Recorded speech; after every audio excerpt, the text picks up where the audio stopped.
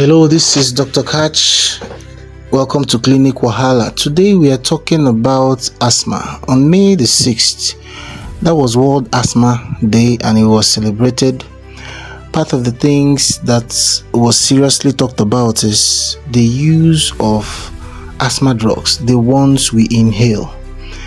You know, we may have seen one asthmatic or the other in our life. Asthma is a non-communicable disease, as in you cannot transfer it from one person to the other by touching or holding or hugging. So that means that wherever you find them, you must show them love. You must help them in any way you can and not segregate against such people. So it's a non-communicable disease. Over 200 million people are asthmatic worldwide, and it has actually caused the death of over 400,000. So it's something serious and something that needs to be looked at. Yes, many people will say that it usually happens to young people and they tend to outgrow it. But unfortunately, even while they constitute the bulk of people with asthma, many of them still die from asthmatic attacks. Asthma is something that is quite preventable, very preventable if you use the drugs and use them the way they are.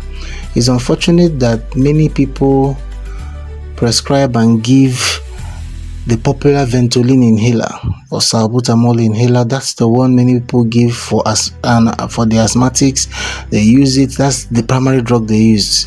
Quite unfortunate. I also had a friend back then in the university, a very good friend that housed me, who also was a victim of asthma death while in school.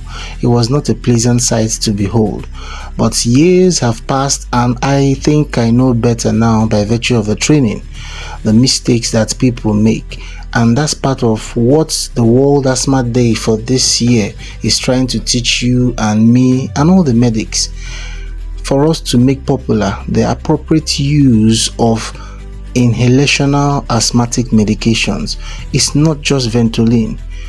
As a matter of fact, that my friend, part of the reasons why his own went so bad was that he was using Ventolin, and from the way asthma happens, Ventolin will just relieve you transiently or temporarily, but it doesn't solve the inflammation that is behind the asthma.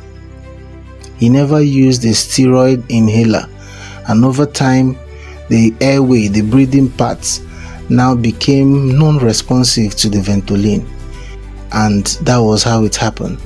So we are encouraging all the medics, we are all being encouraged to make proper use of inhalational asthmatic drugs, both the beta blockers and the steroids.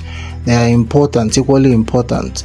If you are not vast, if you are not so comfortable or okay with the treatment of an asthmatic patient, you can refer to a pulmonologist or a respiratory physician. They are the ones that can properly take care of these people and give them the best outcome. The deaths that happen to asthmatics are quite preventable. Let's do the one we can to help them. Thank you very much. Do well to like, share to people, and also subscribe.